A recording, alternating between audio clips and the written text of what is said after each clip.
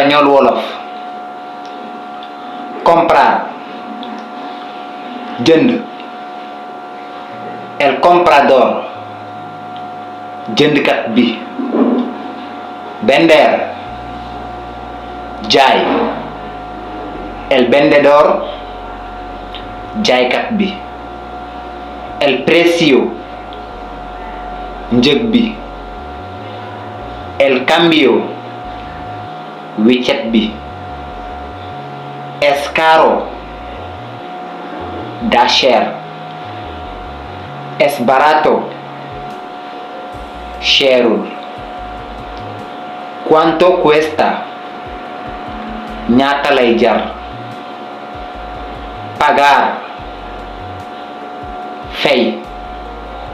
Et comment on dit jaay ma en espagnol?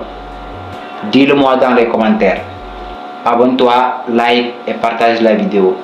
Merci beaucoup.